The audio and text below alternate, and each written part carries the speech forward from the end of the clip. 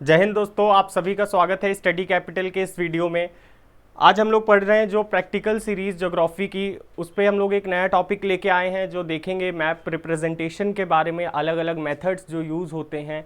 Topic पे जाने से पहले मैं आप लोग को बता दूं कि जो स्टडी कैपिटल है हर वर्ष की तरह इस वर्ष भी आपके लिए जो क्रैश कोर्स है वो लाया है, अलग अलग सब्जेक्ट्स के लिए, यूजी के लिए भी, पीजी के लिए भी।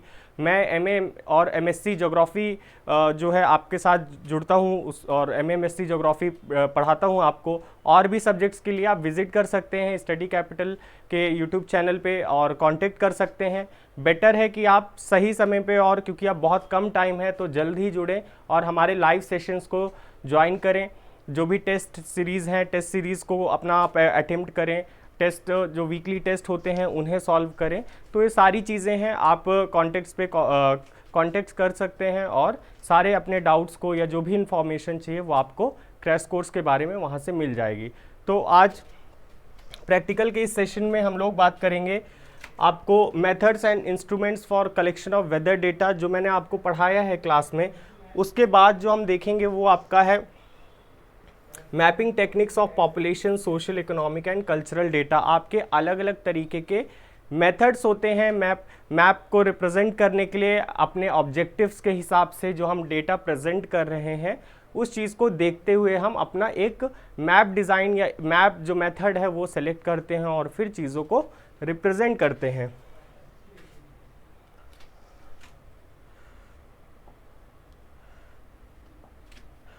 तो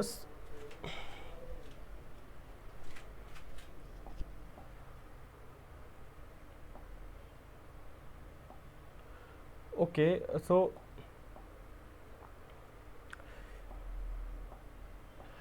तो आपका सबसे पहले यहाँ पे दिया है जो है वो है हाइथरग्राफ। इससे पहले क्लाइमोग्राफ भी है जो इस पे मिस्ड है।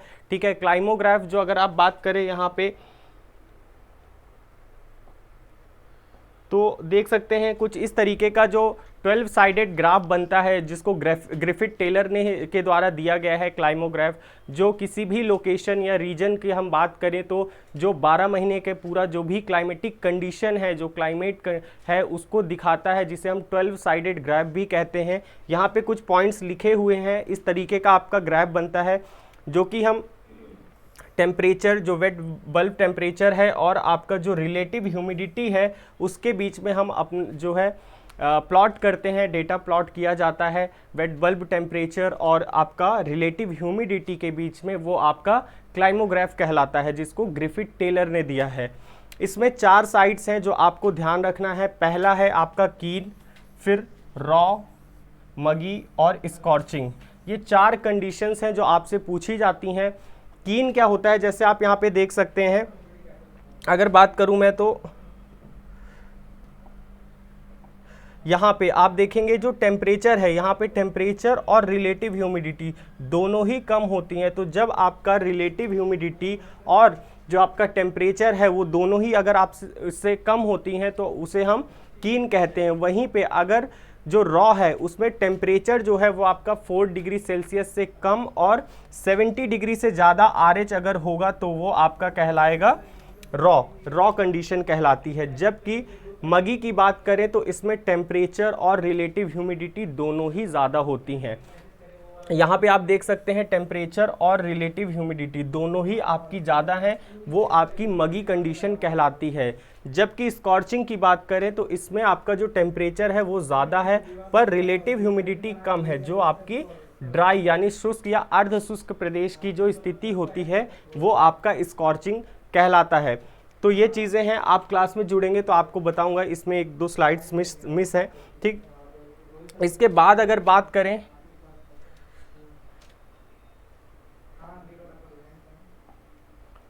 इसके बाद आप बात करें तो हाइथरग्राफ आता है या हीथरग्राफ भी बोलते हैं। हीथरग्राफ जो है वो भी ग्रिफिथ टेलर के द्वारा दिया गया है। आप देख सकते हैं it was introduced by Griffith Taylor, जो कि क्लाइमोग्राफ भी है, ग्रिफिथ टेलर ने ही दिया है। इसमें जो हम रिप्रेजेंट कर रहे हैं किसके बीच में रिलेशनशिप दिखा रहे हैं, यहाँ पे हम टेम्परेचर और रेनफॉल के बारे में बात करेंगे। हम यहाँ पे आर्द्रता, रिलेटिव ह्यूमिडिटी नहीं ले रहे हैं। ठीक, तो पहला पॉइंट आपको याद रखना है कि वाई एक्सिस जो है आपकी, वहाँ पे हम टेम्परेचर को और एक्स एक्सिस पे रेनफॉल को रिप्रेजेंट करते हैं, जबकि क्लाइमोग्राफ में हम वाई पे टेम्परेचर और एक्स पे क्या है, रिलेटिव ह्यूमिडिटी आर एच को शो करते हैं। तो ये आपको चीज़ ध्यान इस पे रखनी। ये भी 12 साइडेड ग्राफ है, आप देख सकते हैं। ये आपको मंथ्स लिखे हैं, जनवरी, फरवरी, ठीक है, मार्च, अप्रैल, मई, जून, जुलाई, ये पूरे आपके 12 मंथ्स लिखे हैं। तो ये भी आपका 12 साइडेड ग्राफ है, जिसे आप हीथर ग्राफ कहते हैं। So it's another type of climograph. ये क्लाइमोग्राफ का ही एक टाइप है, जिसको ग्रिफिथ टेलर ने 1949 में दिया है। तो डेट आपके लिए इंपॉर्टेंट नहीं है, नेम ज़्यादा इंपॉर्टेंट है। सो वाई एक्सिस पे हम टेम्परेचर, मीन मंथली टेम्परेचर को दिखाते हैं, और एक्स एक्सिस पे मीन मंथली रेनफॉल को शो करते हैं। इट्स अ 12 साइडेड पॉलीगन, एक 12 साइडेड ग्राफ है। ओके, इस पे भी 4 कंडीशन बनती हैं। अगर नॉर्थ वेस्ट है, जैसे ये आपका जो कंडीशन है, तो ये क्या शो कर रहा है, आप यहाँ पे देख सकते हैं। जो नॉर्थ ईस्ट कंडीशन है वो आपको यहाँ पे देखने को मिलेगा हॉट एंड ह्यूमिड की कंडीशन है, क्योंकि टेम्परेचर भी ज़्यादा है यहाँ पे और ह्यूमिडिटी भी ज़्यादा है, रेनफॉल ज़्यादा है। तो ये आपका हॉट एंड ह्यूमिड है, ठीक, this portion. Then we have cold and humid, then we have cold and dry and hot and dry condition. तो ये 4 कॉर्नर हैं जो आपको 4 चीज़ें ग्राफ में शो करते हैं। यहाँ पे आप देख सकते हैं हीथर ग्राफ, हिंदी में भी दिया गया है। तो हीथर ग्राफ भी एक विशेष प्रकार का क्लाइमोग्राफ ही है, जिसमें औसत मासिक तापमान व औसत वार्षिक वर्षा के मूल्यों को क्रमशः दर्शाया जाता है। तो 2 मुख्य चीज़ें हैं, औसत मासिक तापमान और औसत वार्षिक वर्षा, ठीक, इसके बीच में हम बनाते हैं, वो आपका हीथर ग्राफ कहलाता है। ये क्लाइमोग्राफ जिस प्रकार से आप बनाते हैं, उसी तरह प्रकार से हीथर ग्राफ भी बनता है। जबकि इस पे बात करें तो ये भी ग्रिफिथ टेलर के द्वारा ही दिया गया है, ठीक है। तो ये आपको चीज़ें यहाँ से ध्यान रखनी है। देन आता है आपका एर्गोग्राफ। एर्गोग्राफ कह सकते हैं आप, एक इंडिविजुअल ग्राफ नहीं है, ये कंपोजिट है, जिस पे आपको मल्टीपल ग्राफ्स देखने को मिलते हैं, जो आपका एर्गोग्राफ कहलाता है। तो यहाँ पे आप देख सकते हैं, इट्स अ कंपोजिट ग्राफ, ठीक है, drawn specially to show the relationship between cropping patterns और आपका क्या है, एनुअल रिदम और पैटर्न ऑफ क्लाइमेटिक एलिमेंट। तो ये किसके बीच में बनाया जा रहा है, किसी भी रीजन के क्या क्रॉपिंग पैटर्न है और क्लाइमेटिक कंडीशन कैसे वेरी कर रही है, उन दोनों चीज़ों के बीच में जब ग्राफ बनता है तो वो आपका क्रॉपिंग एर्गोग्राफ कहलाता है। अब क्लाइमेटिक पैटर्न की बात करें तो क्लाइमेटिक पैटर्न में क्या मतलब कि बहुत सारी चीज़ें हैं, टेम्परेचर भी है, रेनफॉल भी है, रिलेटिव ह्यूमिडिटी भी है।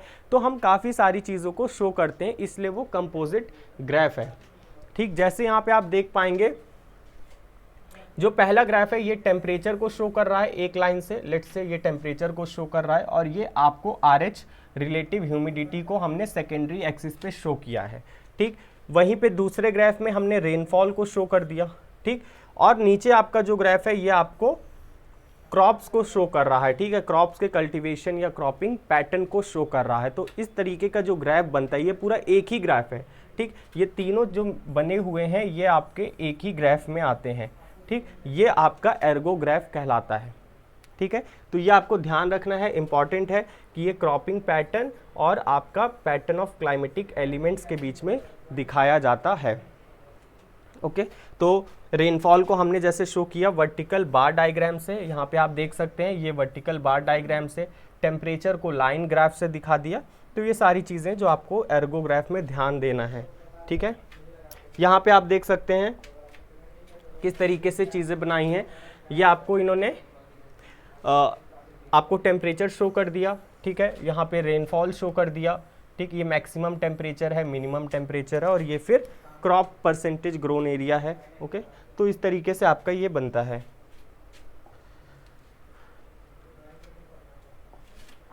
नेक्स्ट बात करें मेथड्स ऑफ डिस्ट्रीब्यूशन की, जो आपके टॉपिक में दिया गया था कि हम जो पॉपुलेशन, इकोनॉमिक, सोशियो इकोनॉमिक चीज़ें उनको कैसे रिप्रेजेंट करेंगे। तो वी हैव डिफरेंट मेथड, ठीक है। एक आता है आपका कोरोक्रोमेटिक, जिसको कलर या टिंट मेथड कहते हैं।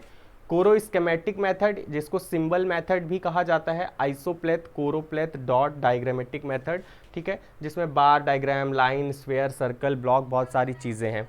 ओके, तो ये आपको एक एक करके हम लोग समझेंगे। इट्स इम्पॉर्टेंट, आपको समझना है, कोशिश करिएगा। कोरोक्रोमैटिक, ओके, दो शब्द बने हैं, कोरो और क्रोमैटिक। जो क्रोमा शब्द है वो कलर के लिए यूज होता है, क्रोमा मतलब कलर, ठीक। तो इसीलिए इस मैप का जो इस आपका मैप कह लीजिए, जो प्रेजेंटेशन है कोरोक्रोमैटिक में मैप का है, इस पे क्या है, क्रोमा जो कलर है, इसीलिए इसका नाम टिंट या कलर मेथड भी होता है, ठीक। इस मैप में हम क्या करते हैं, इसमें हम जो भी चीज़ों को रिप्रेजेंट कर रहे हैं उसके लिए we will decide different colour, ठीक। अगर हमें वाटर बॉडी शो करनी है so we will use blue colour, कोई शेड ले लेंगे हम ब्लू का, ठीक है। हिली एरियाज है तो हम ले सकते हैं ब्राउन कलर, ठीक है। प्लेन एरिया है तो हम ग्रीन ले सकते हैं। तो इस तरीके से हम डिफरेंट कलर्स ले सकते हैं to show our physical features, ठीक है। तो different features of the earth like mountain, plateau, plain, water body, natural vegetation and so on, ठीक है। इनको शो करने के लिए we will use combination of various colors, हम लोग बहुत सारे कलर्स का कॉम्बिनेशन यूज कर सकते हैं या फिर एक ही कलर के डिफरेंट शेड्स यूज कर सकते हैं, ठीक है, जिसे हम लेयर टिंट्स कहते हैं। ओके, तो ये आपका यूज़ होता है। जैसे यहाँ आप ग्राफ मैप में देख पाएंगे, ये आपको एनसीईआरटी से सॉइल टाइप का मैप है। तो यहाँ पे क्या है, हमने अलग अलग कलर्स यूज़ किए हैं। जैसे कि जहाँ पे भी एरिड सॉइल है उसके लिए हमने क्या किया, येलोइश पैचेस दिखा दिए, ठीक है। फॉरेस्ट और माउंटेन के लिए हमने क्या किया, ग्रीन कलर दिखा दिया, ठीक है, इस तरीके की सॉइल के लिए। तो we have selected different colour to show the soil distribution in India. India में सॉइल मृदा के वितरण को दर्शाने के लिए हमने अलग अलग रंगों का इस्तेमाल किया और अपना मानचित्र तैयार किया, ठीक है। ये इधर से पॉइंट आप हटा दीजिए, ठीक है, ओके, ये अभी नेक्स्ट में मिलेगा आपको। तो ये आपको जानना है क्या था कोरोक्रोमैटिक। नेक्स्ट क्या है, नेक्स्ट है आपका कोरोस्केमेटिक। यहाँ पे शब्द जो है वो है स्केमेटिक। स्केमेटिक मतलब सिंबल, जहाँ पे आप कुछ चीज़ों को दिखाने के लिए कोई सिंबल का यूज़ कर रहे हैं। तो कोरो स्केमेटिक मतलब यू आर यूजिंग सिंबल्स, हम सिंबल का यूज़ कर रहे हैं। जैसे कि आप इस ग्राफ में देख पाएँ, इस मैप में सॉरी देख पाएंगे, तो यहाँ पे क्या है, मिनरल मैप है, मेटेलिक मिनरल मैप है इंडिया का। तो हमने क्या किया, हमने कुछ सिंबल सेलेक्ट किया अपने हिसाब से और हम उसका डिस्ट्रीब्यूशन दिखा रहे हैं। जैसे हमने बॉक्साइट के लिए ट्राइंगल शो कर दिया, तो जहाँ जहाँ पे भी ट्राइंगल है वो बॉक्साइट को शो कर रहा है, ठीक है, कि यहाँ पे बॉक्साइट का और है, ठीक। तो ये चीज़ आपको यहाँ से जानना है, ठीक है। जैसे गोल्ड है तो ये आपको डॉट्स ले ली गई है ना, तो ये गोल्ड का डिस्ट्रीब्यूशन दिखा रहा है। So when you use different symbols, symbols कुछ भी हो सकते हैं, अल्फ़ाबेट भी हो सकते हैं, ठीक है। आपने गोल्ड के लिए जी लिख दिया, ठीक, आप जी लिख दे रहे हैं हर जगह, तो वो गोल्ड शो कर देगा। तो इस तरीके से जब सिंबल्स या अल्फ़ाबेट्स यूज़ करते हैं, so it is called choroschematic method. तो the geographical phenomena like soil, land use, vegetation depicted by various cartographic symbol, dots हो सकते हैं, circle, triangle, initial letters of the element. तो ये सारी चीज़ों का जब इस्तेमाल होता है तो वो कोरोस्केमेटिक मैप कहता है। इसमें एक चीज़ और ध्यान रखिएगा कि इन सिंबल के साइज या कलर से कोई लेना देना नहीं है। मतलब ऐसा नहीं है कि ये आपको बड़ा ट्राइंगल बना है, ठीक है, तो वो दिखाएगा कि इतना, कोई उसकी वैल्यू नहीं है, बस वो लोकेशन को दिखा रहा है, ठीक। जबकि मान लीजिए यहाँ पे मैं एक जैसे ये डॉट बना है, ठीक, तो ये सिर्फ दिखा रहा है कि यहाँ पे गोल्ड है और कुछ नहीं, कितना गोल्ड है ये नहीं बता रहा है, ठीक। लेकिन जब आगे मैं बताऊंगा एक डॉट मेथड आता है, तो वहाँ पे एक डॉट का फिक्स वैल्यू होता है, ठीक है, जो हम पॉपुलेशन डेंसिटी के लिए यूज़ करते हैं, है ना, डिस्ट्रीब्यूशन के लिए। तो यहाँ पे सिंबल्स का कोई फिक्स वैल्यू नहीं है, these are just a symbol to represent something, ठीक है। So this method mostly stresses on the location rather than the characteristics of the phenomena। तो सिर्फ ये लोकेशन को दर्शाते हैं, ना कि उनकी कैरेक्टरिस्टिक्स को, कितना अमाउंट है, इस सब से कोई मतलब नहीं है। Neither the shape nor the color of the symbol used to represent the dimension of the object। तो ना ही कलर और ना ही साइज कोई डायमेंशन को नहीं शो करता है, ठीक।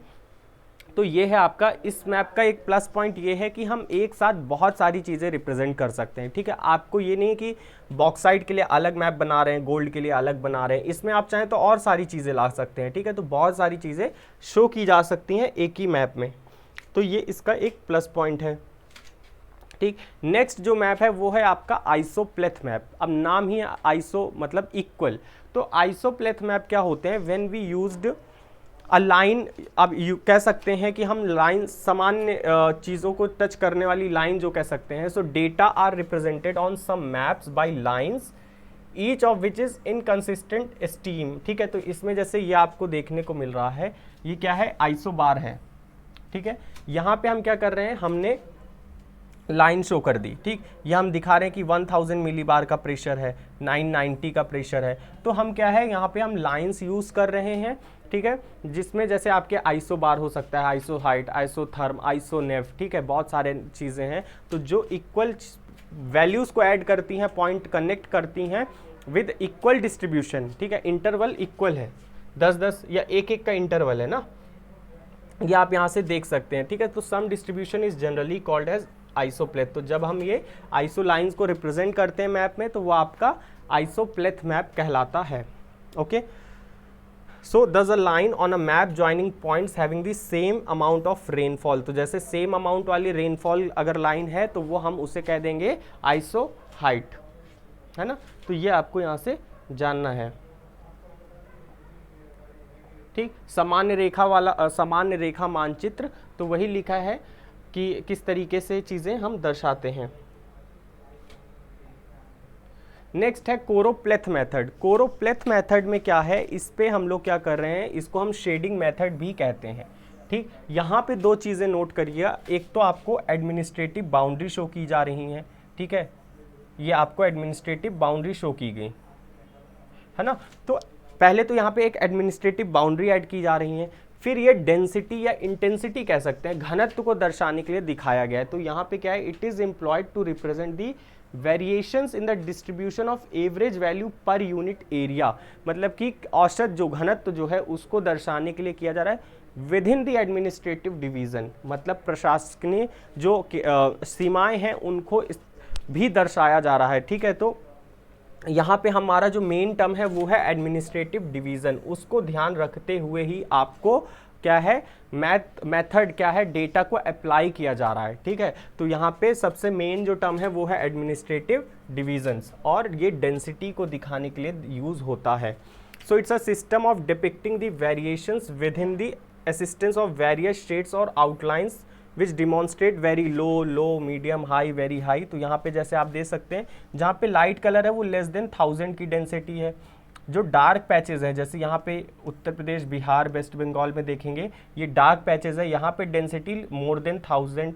ठीक है, सॉरी, ये ग्रेटर देन 1000 यहाँ पे है, ये लेस देन 1000 है। ठीक, तो इस तरीके से हम शेड्स का यूज़ कर सकते हैं ना, अलग अलग शेड्स का यूज़ कर सकते हैं। और मेन पॉइंट है, it is use for density, और दूसरा एडमिनिस्ट्रेटिव बाउंड्रीज भी इंक्लूड होती हैं।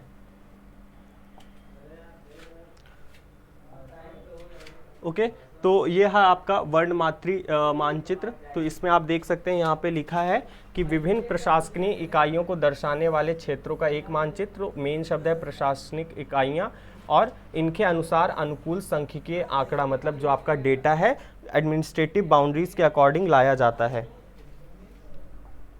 नेक्स्ट है आपका डॉट मेथड। ठीक है, डॉट मेथड या डॉट मैप्स क्या होता है, यहाँ पे क्या है, आपके हर एक डॉट का फिक्स वैल्यू है।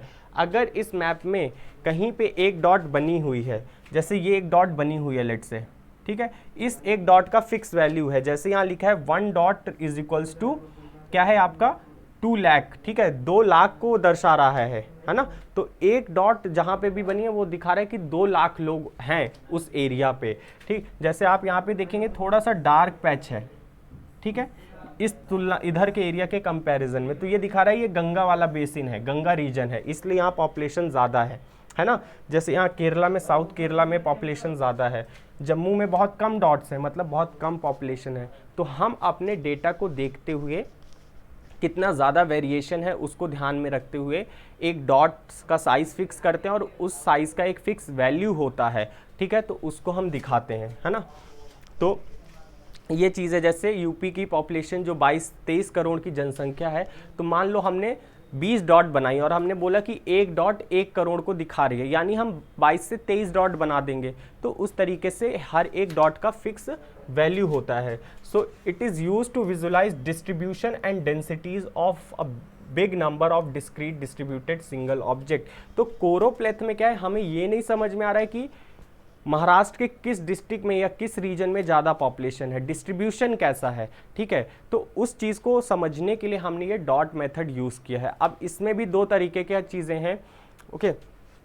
तो अगर मल्टीपल डॉट्स भी होता है, मल्टीपल डॉट मेथड्स आता है जब हम बहुत ज़्यादा वेरिएशन होता है ना, तो हम अलग अलग साइज़ के डॉट्स बनाते हैं और हर एक साइज़ की डॉट्स का वैल्यू अलग होता है। मान लीजिए मैं इसी मैप में कर दूं कि एक ये डॉट है, ठीक, एक ये है और एक ये डॉट है, तो इन 3 डॉट का मान लीजिए ये 1 को दिखा रहा है, ये 2 लाख को और ये 3 लाख की जनसंख्या को। तो इस तरीके से हम मल्टीपल डॉट्स भी यूज़ कर सकते हैं अपने मैप में बनाने के लिए, है ना। और रूरल और अर्बन पॉपुलेशन भी अगर शो करनी है तो हमारे पास दूसरा मेथड है, वो है हम डॉट एंड स्फीयर मेथड। तो जो डॉट जहाँ पे आप शो करेंगे वो रूरल पॉपुलेशन को दिखाएगा, ठीक, और यहीं पे आप स्फीयर बना देंगे, ठीक है, इस तरीके से आप स्फीयर बना देंगे तो ये आपके अर्बन पॉपुलेशन को शो करेगा, ठीक। ये मान लीजिए कि 10 लाख की पॉपुलेशन को दिखा रहा है, ये 1 करोड़ की पॉपुलेशन को दिखा रहा है, तो इस तरीके से स्फीयर मेथड भी इसी में आएगा जो आपके डॉट और स्फीयर मेथड कहलाता है। तो डॉट जो है वो रूरल पॉपुलेशन को उस टाइम शो करेगा और जो आपका स्फीयर है वो आपके अर्बन पॉपुलेशन को शो करेगा, ठीक है। तो ये आपको यहाँ से जानना है,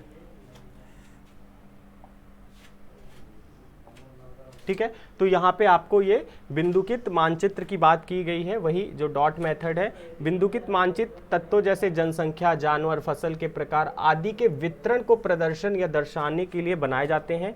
चुनी हुई मापनी के अनुसार एक ही आकार के बिंदु वितरण का प्रतिरूप करते हैं, ठीक है। तो एक बिंदु चुनते हैं और उसका फिक्स वैल्यू हम डिसाइड करते हैं, ठीक है। तो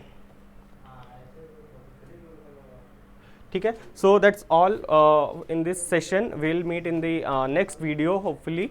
और आपको मैं दोबारा बता दूं कि आप सभी लोग जुड़ सकते हैं क्रैश कोर्स के साथ। अलग अलग जो भी सब्जेक्ट्स की आप तैयारी कर रहे हैं, ज्योग्राफी आप ज्वाइन करते हैं तो मैं आपको पढ़ाऊंगा, और बहुत सारे सब्जेक्ट्स आप विजिट कर सकते हैं चैनल पे और वहाँ से जानकारी प्राप्त कर सकते हैं। बहुत कम समय है तो बेटर होगा कि आप इस कम समय में ज़्यादा से ज़्यादा चीज़ें पढ़ें और अच्छे से तैयारी करके आप अच्छे जगह एडमिशन लें। सो दैट्स ऑल, और जय हिंद।